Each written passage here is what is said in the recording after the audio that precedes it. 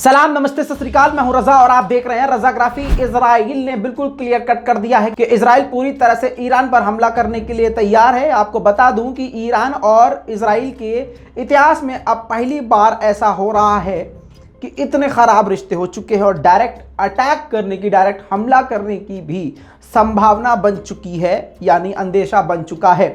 आपको बता दूं बहुत आसान जबान में कि मामला इतना ज्यादा खराब हो गया है कि अब इजराइल का खौफ भी नजर आ रहा है और बौखलाहट भी। हमास से तो डरता ही है इजराइल।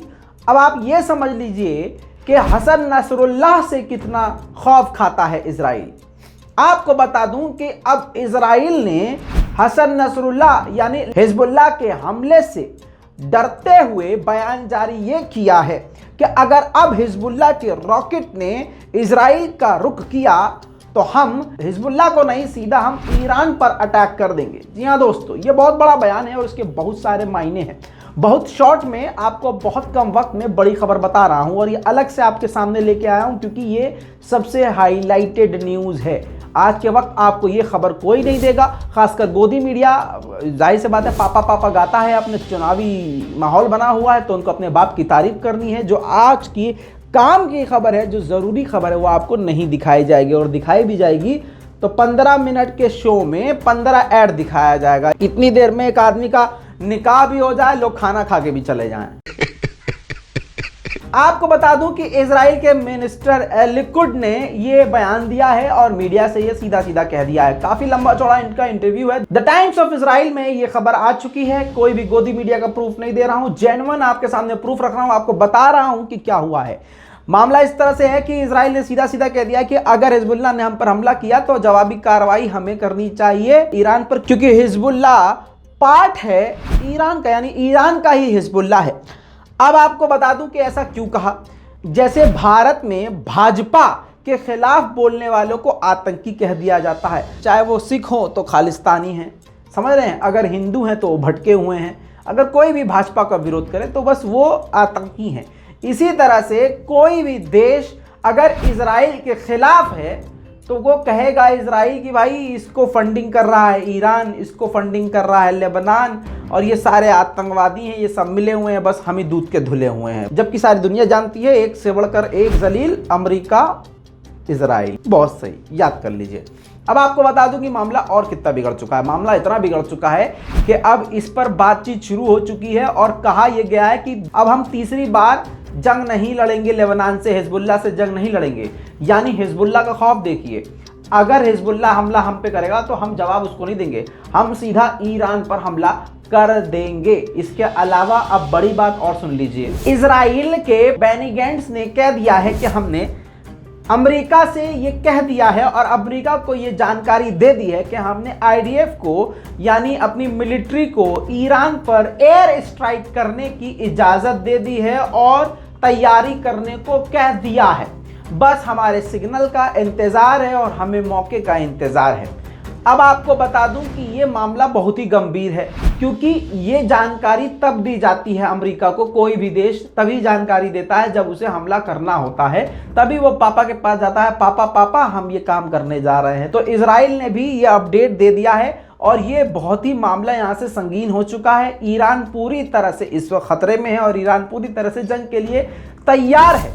आपको बता दूं कि ईरान में रहने वाले बहुत ज़्यादा भारतीय लोग भी हैं। अगर ये जंग छिड़ती है तो ईरान में रहने वाले, तेहरान में रहने वाले भारतीयों को बड़ी मुसीबत का सामना करना पड़ सकता है, क्योंकि आप जानते हैं कि इजराइल भी कमज़ोर नहीं है और इजराइल जो है एयर स्ट्राइक करने में बहुत ही खतरनाक है। और सारी दुनिया इस बात को देख चुकी है, जान चुकी है कि किस तरह से फिलिस्तीन, गाज़ा और हमास और लेबनान पर खतरनाक तरीके से हमले पहले भी इजराइल कर चुका है।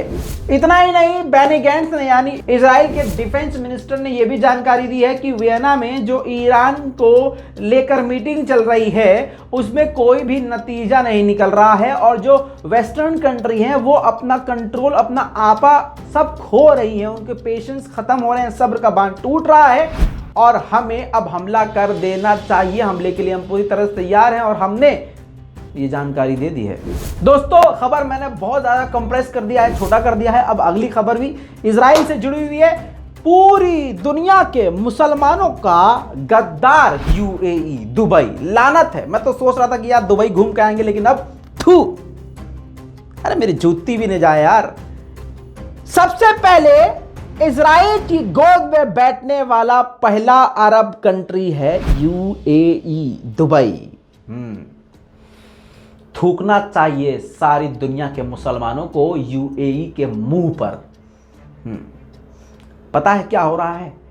इतिहास में पहली बार, जिंदगी में पहली बार यह होने जा रहा है कि इजराइल का प्राइम मिनिस्टर, पहली बार इजराइल का प्राइम मिनिस्टर यूएई जा रहा है और उसका भव्य स्वागत किया जाएगा। एकदम वो पूछो मत, जैसे कि यूएई वालों का बाप आ गया है। चलिए बता दूं आपको कि यूएई और इजराइल की दोस्ती काफ़ी ज़्यादा प्रमोट की जा रही है। तस्वीरों के ज़रिए देख सकते हैं। जी हाँ दोस्तों, ये महिलाओं के साथ देख सकते हैं। ये इजराइल और यूएई की महिलाएं देख सकते हैं। मर्दों को उकसाने के लिए, जज्बाती करके, घसीटने के लिए अपनी तरफ पूरा ग्लैमर, मतलब ग्लैमर दिखाया जा रहा है कि आइए तो, गुजारिए तो हमारे साथ। ये हो रहा है। और ये दुबई क्या है? अरब मुल्क है। अरब कौन है? मुस्लिम मुल्क है, समझिए। तो ये मत सोचा करिए, भारत के लोग सोचते हैं ओ अरब मुल्क तो बहुत ही साफ सुथरे, बहुत तहजीब वाले, हमें उसके नक्शे कदम पे। अरे गधो, उनके नक्शे कदम पे नहीं, हुजूर के नक्शे कदम पे चलना है, नबी के नक्शे कदम पे चलना है, कुरान के रास्ते पर चलना है, इन काफिरों के नहीं। मौका पड़ते ही किस तरह से इजराइल की गोद में जाकर ये पुचुक से बैठ गए हैं। अब ये पहली बार हो रहा है और कितने दुख की बात है। ये इजराइल का प्राइम मिनिस्टर पहली बार यूएई पहुंचने वाला है, जिसकी तैयारियां जोर शोर पर हैं। इतना ही नहीं, यूएई और इजराइल के बीच में पहले से ही काफ़ी लंबी चौड़ी डील्स हो चुकी हैं। दोस्ताना बहुत गहरा हो चुका है और आगे अब इस मीटिंग में, इस विजिट के बाद और भी कई सारी डील्स दोनों देशों के बीच में हो सकती हैं।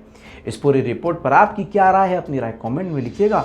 रिपोर्ट को शेयर कीजिएगा, चैनल को सब्सक्राइब कीजिएगा। नाम याद रखिएगा, मोहम्मद रज़ा, और आप देख रहे हैं रज़ाग्राफी। जय हिंद।